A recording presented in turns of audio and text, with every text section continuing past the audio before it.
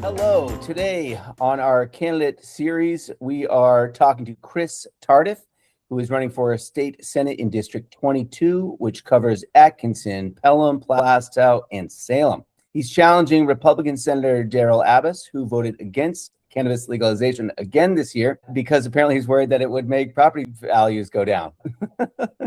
Odd argument, but here we are. Chris Tardif is a Atkinson native, and he served on the Atkinson Budget Committee and is also launching and managing startups in the private sector for over 2 decades. And he is also, very importantly, a husband and a father. Welcome, Chris. How's things been going? How's the campaign going so far? It's been fun. I think my typical response to many people has been, I might be enjoying this more than I'm supposed to. It seems like there's a lot of really good conversations to be had, and there's no shortage of them. So I'm enjoying it. It's fun. It's fun to speak up for people who I don't feel like are getting much of a voice today. And that brings us here. Your opponent, Daryl Abbas, he's been in this seat for how many? Is it 4 years, 2 terms? Only 4 years. Okay. Okay. So that's pretty good. He's got a voting record that you can call out. What do you find has been the biggest issue, that you're talking to when speaking with constituents? For sure, property taxes, right? Yeah.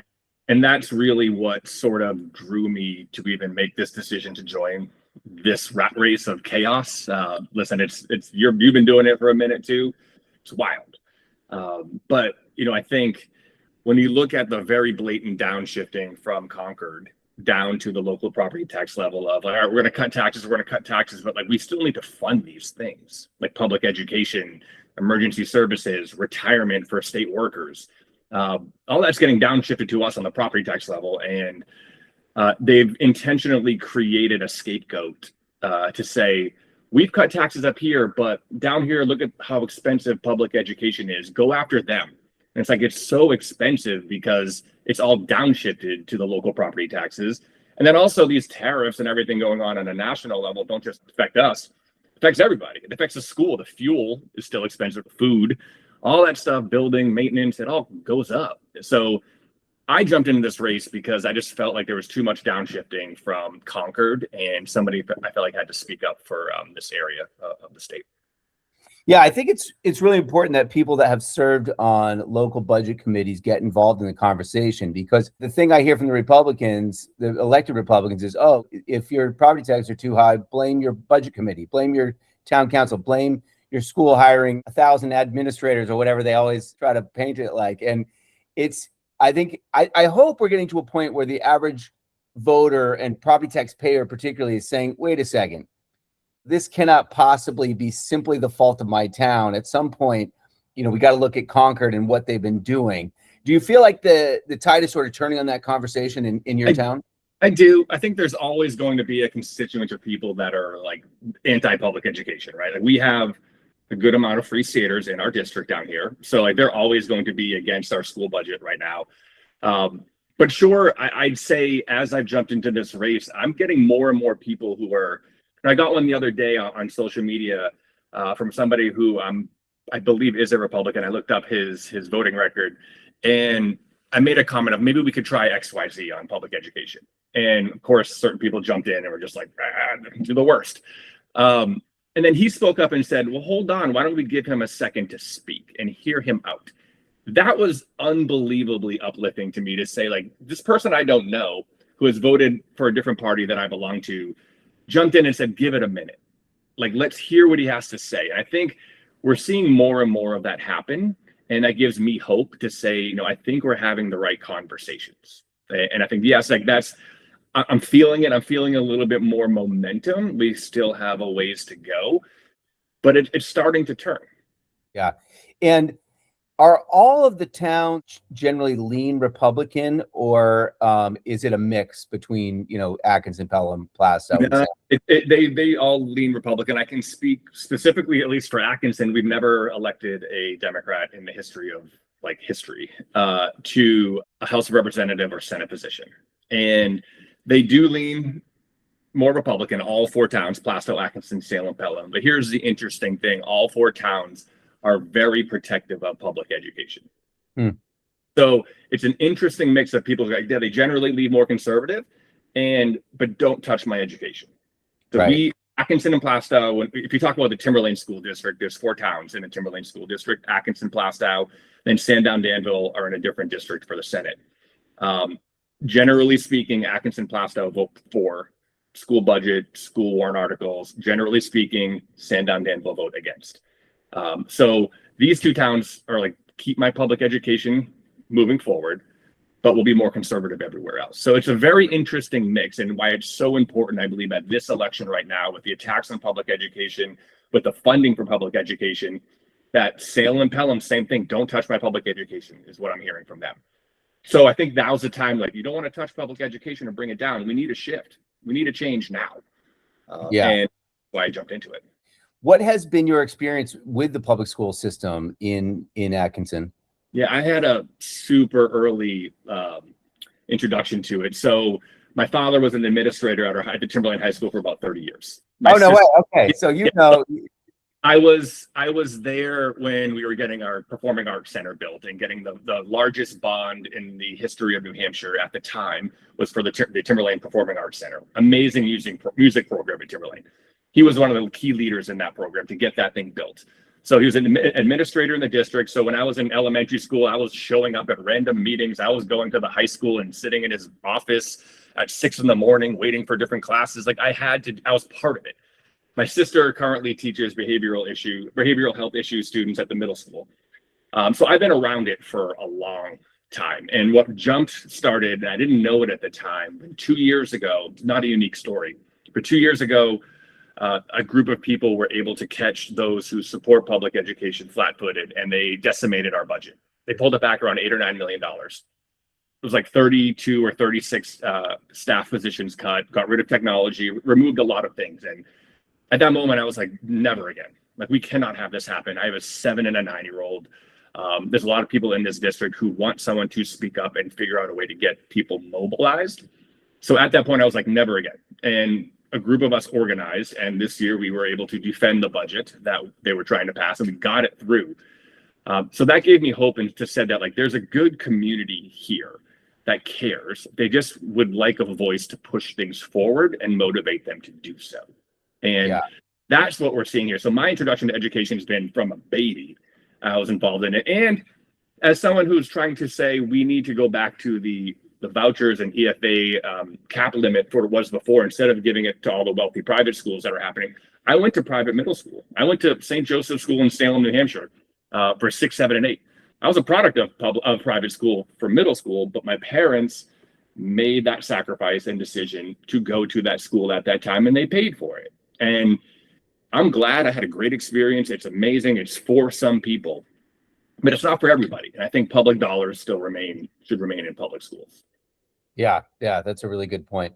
So what is your plan for campaigning? Particularly, Salem is big. Salem's huge, what are you planning on doing? Do you have any stunts planned, or you're going to hang out at the dump, or? Yeah, I think, honestly, the way I need to handle this is to generate outsized attention without having to have the outsized budget. And that being said, my opponent, he's raised, he's $130,000, $150,000 raised for this campaign cycle.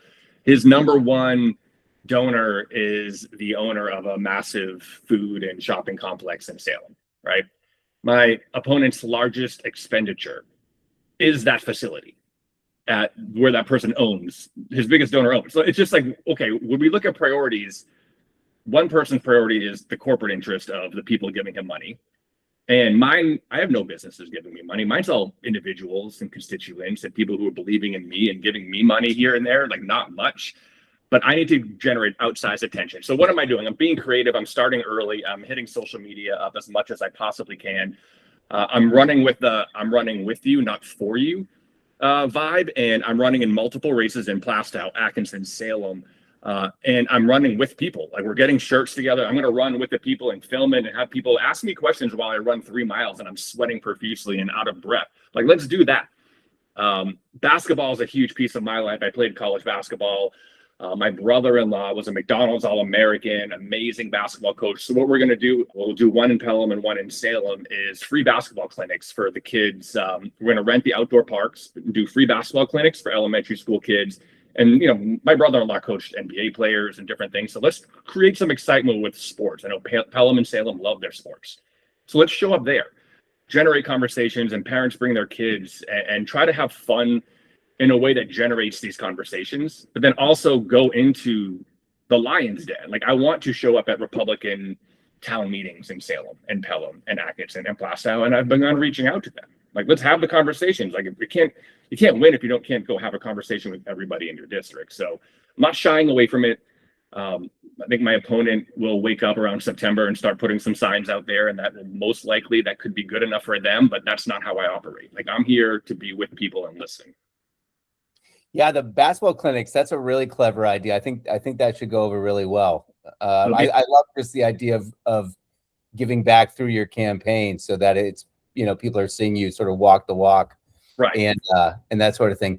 So are you prepared for the schedule of the senators when you do win? Because it is a pretty rigorous commitment.